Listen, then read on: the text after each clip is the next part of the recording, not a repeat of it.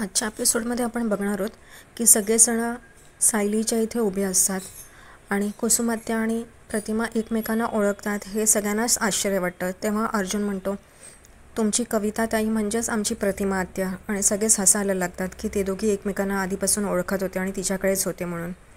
तेवढ्यातच प्रतिमा आत्या कुसुमताईकडे बघून काहीतरी बोलण्याचा प्रयत्न इशारे करत होती, पण ते कोणालाच कळत नाही. ती सांगण्याचा प्रयत्न करत असते की यापूर्वीही जेव्हा आपण पहिल्यांदा भेटलेलो खूप आधी, तेव्हा माझा ॲक्सिडेंट झालेला आणि आपण याच हॉस्पिटलमध्ये आलेलो.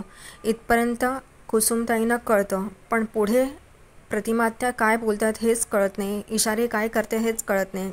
तेव्हा कल्पना प्रतिमाला सांगते की प्रतिमा, तू जे इशारे करतेस ते आम्हाला काहीच कळत नाही आहे, तुझी भाषा समजत नाही आहे. आणि सायली आत्ता गुंगीत आहे, त्यामुळे तीही काही सांगू शकणार नाही का तुला काय म्हणायचं आहे ते. तेवढ्यात प्रतिमा त्या सायलीजवळ येते आणि तिचा सलाईन, रक्त, हात असं सगळं दाखवत असते. तेवढ्यात सायली सलाईन, रक्त, हा तू असं चालू असतं. तेवढ्यातच अश्विन तिकडे येतो आणि त्यांना सगळ्यांना सांगतो, तुम्ही सगळे इथेच आहात, प्लीज बाहेर जा म्हणून. मी सांगितलं होतं सगळ्यांनी इकडे थांबू नका म्हणून. हे कोडं उलगडणार होतं की त्यावेळेला प्रतिमानेच सायलीला रक्त दिलं होतं, पण तेवढ्यात अश्विन आल्यामुळे सगळ्यांनाच बाहेर काढतो आणि त्यामुळे ती गोष्ट तिकडेच राहते. सगळेजण बाहेर जातात, पण अर्जुन अश्विनला म्हणतो, मी इथे थांबू शकतो का, मी एकटा थांबेन, मी काही बोलणार नाही, फक्त बसतो. अश्विन त्याला ठीक आहे म्हणतो आणि तो निघून जातो तिथून. अर्जुन सायलीशी गप्पा मारत असतो, तिची काळजी घेत असतो, तिला सांगत असतो, तुम्ही जेव्हा बेशुद्ध होता तेव्हा माझी अवस्था काय झालेली म्हणून. त्या सायली विचारते काय अवस्था झालेली म्हणून, तर तो अर्जुन मनात बोलत असतो की तुम्ही माझ्यासाठी सर्व काही आहात, तुम्ही माझी लाईफलाईन आहात.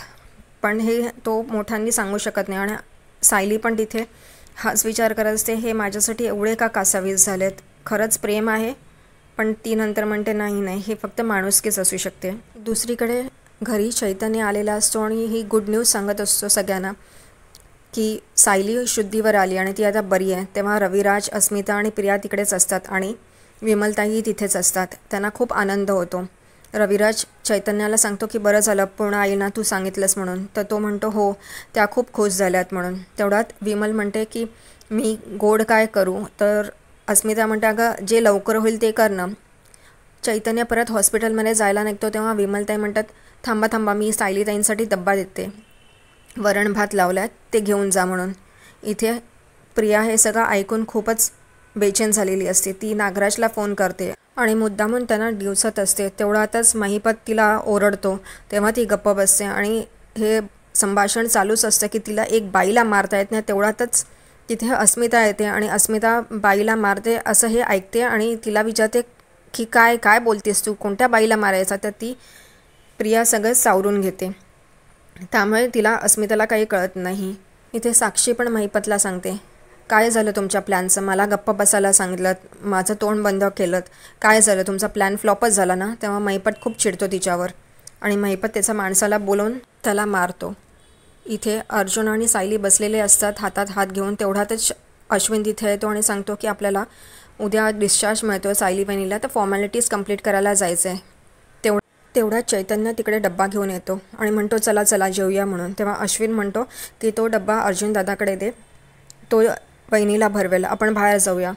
तो चैतन्याला इशारा करतो आणि ते दोघं जण बाहेर निघून जातात. इकडे अर्जुन तिला वरण भात भरवत असतो. बाहेरून कुसुमताई आणि प्रतिमा बघत असतात आणि ते खूप आनंदी होत असतात हे दृश्य बघून.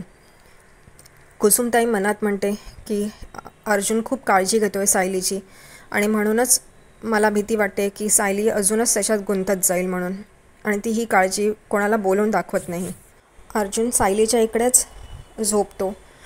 सकाळी अश्विन तिकडे येतो. तो अर्जुनला उठवतो आणि म्हणतो, वहिनीला उठव, आपल्याला घरी जायचं आहे. तर अर्जुन त्याला म्हणतो आई बाबा. तर ते अश्विन अर्जुनला सांगतो ते आधीच घरी गेलेत वहिनीच्या स्वागताची तयारी करायला, चल लवकर वहिनीला उठव, आपल्याला निघायचं आहे. आणि ते खूप खुश होतात आणि इथेच हा एपिसोड संपतो.